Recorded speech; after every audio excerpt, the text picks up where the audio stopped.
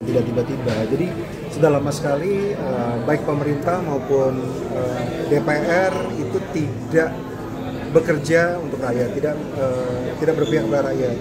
Yang paling gampang, yang paling bisa dirasakan tanpa kita harus memiliki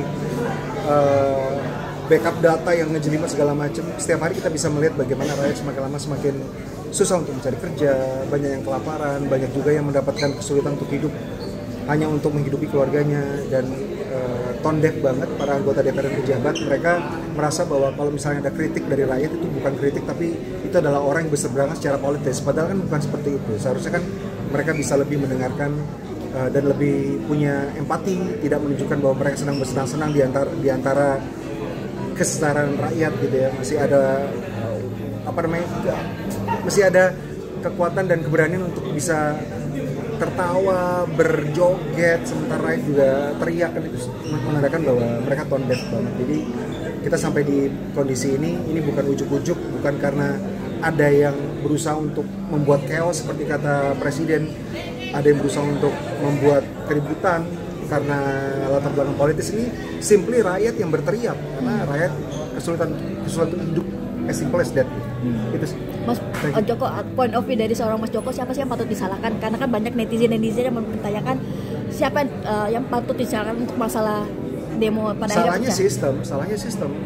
Kalau kita ngomong sistem, ya orang-orang menjalankan sistem siapa. Dan seperti yang aku bilang, ini hubungan sama kultur ya. Udah lama banget kita rakyat diminta untuk maklum, rakyat diminta untuk memaafkan kalau misalnya ada gestur minta maaf dari para pejabat yang sudah berbuat kesalahan, hanya sekedar minta maaf. Enggak lah, pada saat ini kayaknya kita udah harus bersuara, harus bangkit, dan harus melawan lebih keras, baik itu secara fisik maupun secara bersuara dimanapun kita bisa, termasuk lewat sosial media. Sampai ada korban kan Avantinya, cukup menyedihkan juga kan, artinya anarkis dari para aparat.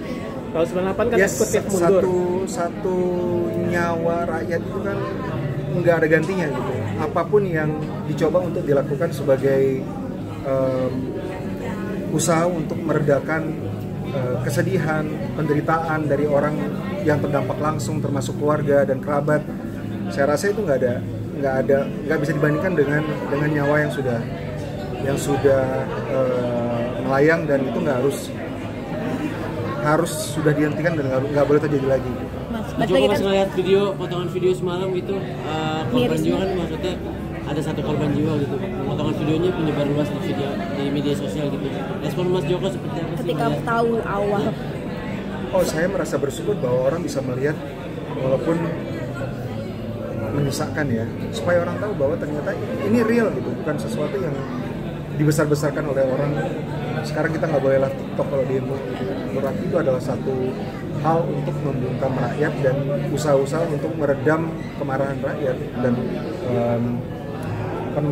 kekecewaan rakyat. Saya sih di media sosial selalu retweet, repost karena itu bisa dilakukan. Gitu ya. Thank you teman-teman.